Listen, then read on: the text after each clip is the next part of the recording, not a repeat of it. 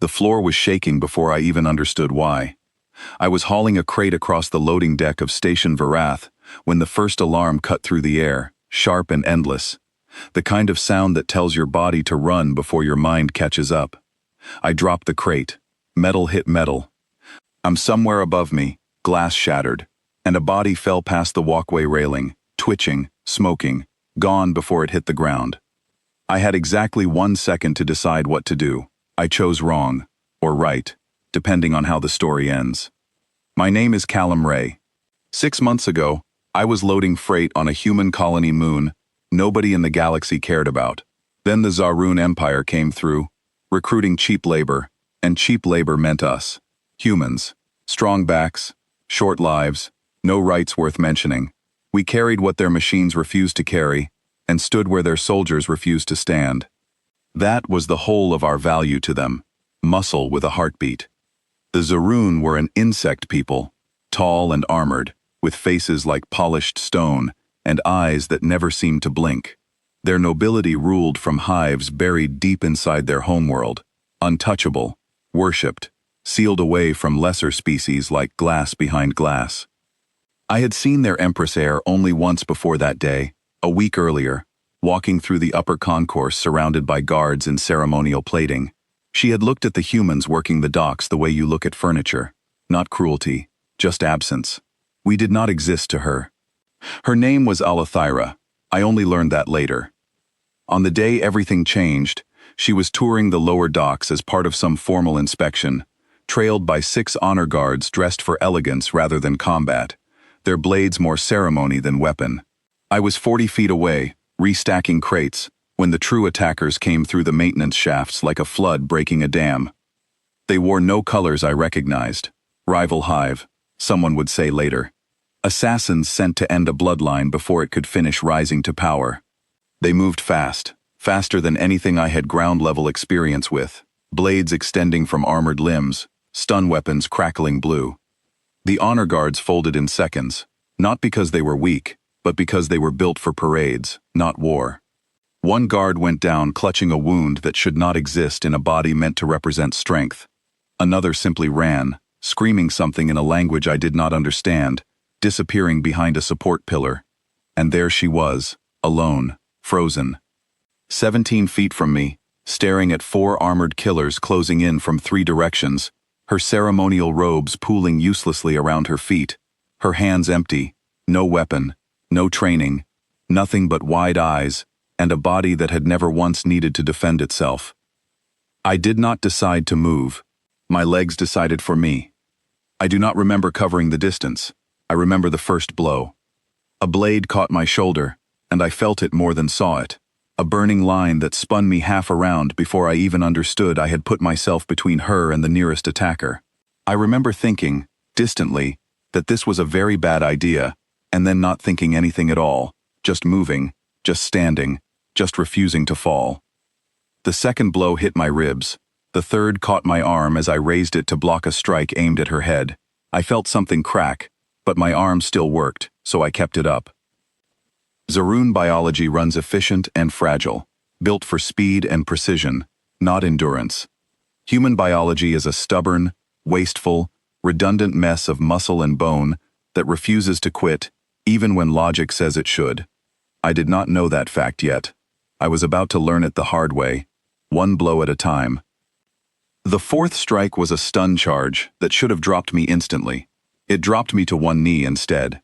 I got back up. I do not know why. Some part of me, buried under panic and pain, understood that if I fell, she fell with me, and something in that thought was unacceptable. The fifth blow opened a line across my back as I turned to shield her from a strike coming from behind. I heard her voice for the first time then, a short, sharp sound, not quite a word, maybe my name if she had known it, maybe just noise torn out of her by fear. The sixth blow hit my leg, and the world tilted sideways. I stayed standing on will alone, plant my foot, keep breathing, keep her behind me. The seventh blow was the one that finally took me down, a strike to the side of my head, armored and precise, meant to end things quickly and cleanly. Instead, it ended me slowly, the world folding into a narrow tunnel of light and sound. Her face the last clear thing I saw. Close now. Close enough that I understood she had knelt down beside me as I fell. Not run. Not hidden. Knelt. Then station security arrived, weapons blazing, and the attackers scattered or fell, and the world went dark around the edges until there was nothing left at all. I woke up somewhere soft. That alone told me something was wrong, because nothing in my life had ever been soft. The bunk under me had real cushioning, not a thin mat over a metal frame. The air smelled clean, almost sweet, filtered through systems too expensive for the labor decks. Light came from somewhere gentle and indirect, not the harsh strip lighting I was used to. My whole body ached in a way that told me I had been stitched back together by something more advanced than field medicine. I tried to sit up and a wave of dizziness pushed me back down, and that was when I heard breathing beside me, slow and careful, someone trying not to be noticed. I turned my head, and there she was, Aelthera, kneeling on the floor beside my bed, close enough that her robes touched the edge of the frame, her stone-toned face turned toward me with an expression I did not have a name for yet. Not the cold indifference from the concourse. Something else. Something that looked almost like disbelief. I did not know Zarun customs well, but even I understood this was wrong. Royalty did not kneel. Royalty did not lower themselves for anyone, let alone for cargo with a pulse, which was the phrase I had once overheard a supervisor use to describe humans like me. "You are awake," she said. Her voice was quieter than I remembered from the concourse, stripped of the formal edge she used in public. "Seems that way," I managed. My throat felt like sandpaper. She did not move from her position on the floor. Somewhere behind her, standing near the door, I could make out two of her guards, and the look on their faces was somewhere between horror and confusion, as if they were watching something that broke a law of physics rather than a law of etiquette. "Why are you on the floor?" I asked, because it was the only question my scrambled brain could produce. "Because I do not know how else to sit beside you," she said. "There is no custom for this. No one has ever needed one." I let that sit in the air for a moment, too tired to make sense of it. "You should not have done what you did," she continued. "It was not your place. You are not bound to me. You owed me nothing. I have reviewed the record 17 times since it happened, and I still do not understand why a laborer we treat as replaceable chose to stand in front of 7 strikes meant to end my life." I thought about lying, giving her some clean, noble answer that would sound good in a report, but I was too tired for that, and something about the rawness of her question deserved honesty instead. "I didn't decide to do it," I said. "There wasn't time to decide. I just saw someone who was about to die who didn't have to, and I was the only thing standing close enough to change that. That's it. That's the whole reason." "That is not a reason," she said. "That is instinct." "Maybe," I said, "but instinct says something too. Maybe it says more than a reason would." She was quiet for a long moment, studying my face the way you study something you cannot quite categorize. I noticed then that her hands were resting on the edge of my bed, close to mine but not touching, as if she wanted to but did not know if that was allowed either. "Your people call us the Zarun Empire," she said finally. "We call your people the disposable ones. It was decided before I was born, a classification made by administrators who never once stood on a labor deck and watched what your bodies can endure. I did not question it because I had no reason to question it, until 7 blows failed to put you down permanently, and an 8th would have killed you, and you still would not have moved out of my way." "Would have," I repeated, "not could have." "No," she said. "I watched the recordings. You could have stepped aside after the 4th strike. Your leg was already failing. You chose to stay." I did not have an answer for that, so I said nothing, and she let the silence stretch between us, like something fragile neither of us wanted to break carelessly. Eventually, one of the guards near the door said something low and urgent in their own language, glancing nervously toward the hallway, and I understood without needing a translation that they were worried about how this looked. An empress, kneeling at the bedside of a human laborer, was not something their culture had a place for. Aelthera did not move. "Let them worry," she said, not looking away from me. "I owe this man a debt older than any protocol they can quote to me." That was the moment I understood something had shifted, not just for me, but for something much larger than me, something I did not fully grasp yet lying broken in a soft bed, in a part of the station I was never meant to see. Days passed while my body knit itself back together, slower than I wanted, faster than the doctors expected. Zarun physicians came and went, running instruments over my wounds with expressions of quiet, professional astonishment. One of them, an older doctor with faded markings across her carapace, told me flatly that a Zarun body hit with even 3 of those blows would not have survived to see a 4th. "Your kind should not exist," she said, not unkindly, more like someone reading a fact off a page that refused to make logical sense. "You are built wrong. Everything about your biology is inefficient, and yet here you are." "Guess inefficient works out sometimes," I said, and she made a sound that might have been the Zarun version of a laugh. Aelthyra visited every day. Never announced, never with fanfare, just appearing in the doorway at odd hours, sometimes staying for minutes, sometimes for what felt like hours, asking questions about my life before the station, about the colony moon I came from, about what it meant to grow up as one of billions instead of one of a ruling handful. I told her about hauling freight before any of this, about long shifts and short pay, and a life that never once made me feel important. I told her about the other humans on the station, about how none of us expected respect, and most of us had stopped wanting it, just wanted to survive our contracts and go home with enough credits to matter to someone. She listened in a way I was not used to being listened to, not the polite half-attention of someone waiting for their turn to speak, but real focus, like she was trying to rebuild an entire picture of a species she realized she had never actually looked at. On the 6th day, word came that the rival hive behind the attack had been identified and dealt with through channels I was not given details about. The immediate danger had passed, but something else had started that would not pass so easily. News of what happened on the loading dock had spread through the station faster than any official report could contain it, not just among humans, who told the story with a fierce, quiet pride that surprised even me, but among other species too, traders and dock workers, and mid-level Zarun officials, who had never thought twice about the laborers beneath their notice. The story grew with each retelling, as stories do, but the core of it stayed true.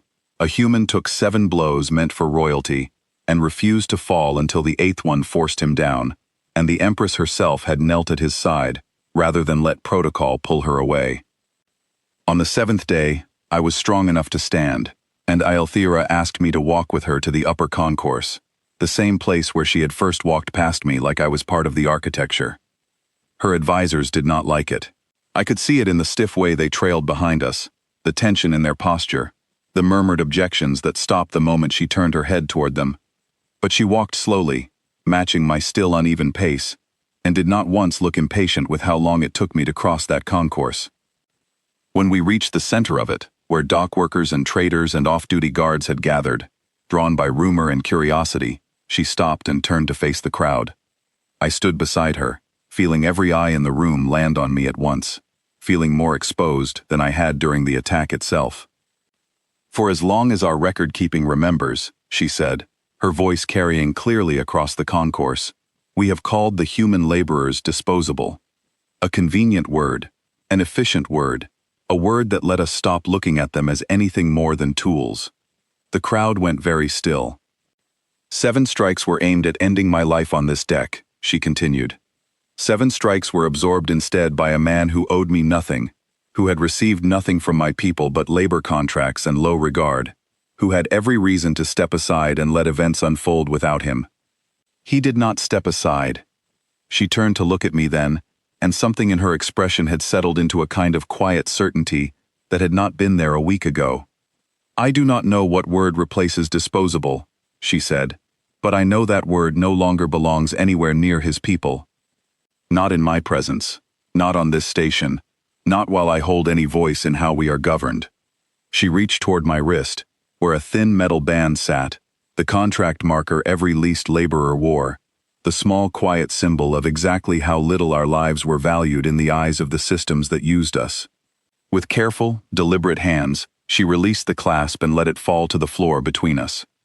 The sound of it hitting the ground was smaller than I expected, for something that felt so large.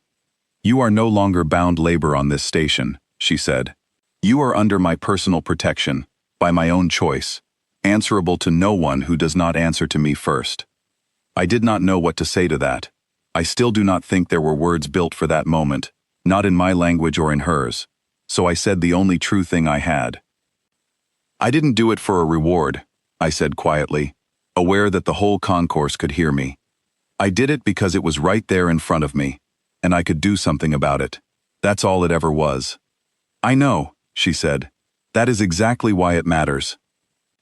The crowd stayed quiet for a long moment after that, humans and Zarun and traders from a dozen other systems all standing together in a silence that felt like something shifting underneath all of us, some old assumption cracking open to let a little more light through.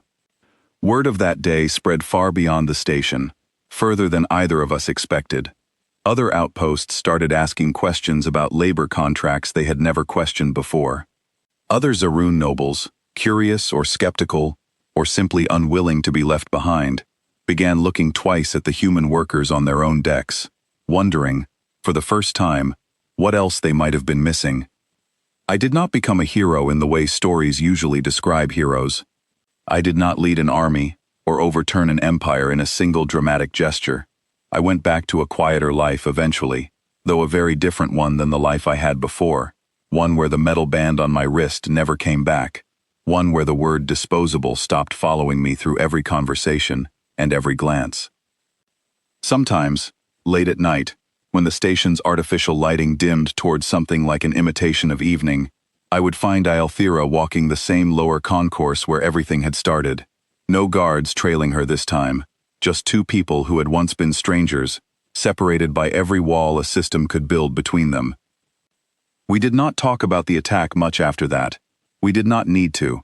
What had happened between us was not really about the blows I took, or the blade marks that still ached faintly when the weather systems shifted pressure. It was about a moment where someone finally looked past what a species was labeled and saw who was actually standing in front of them. I used to think humans were valued for one thing in that empire, our ability to endure what others could not. I still think that is true, in its own way, but I learned something else standing on that concourse with a fallen contract marker at my feet and an Empress who had once knelt beside me on a hard, unfamiliar floor. Endurance was never the point. It was only ever the proof. The real thing that mattered was simpler than that, and far harder to measure. It was the choice to stand in front of someone else's danger, without being asked, without being paid, without any promise that it would ever be noticed. Everything else, the titles, the empire, the old cold classifications, all of it eventually had to bend around that one simple, stubborn fact. I was just a man who refused to move out of the way. It turned out that was enough to change how an entire empire looked at every human standing behind me.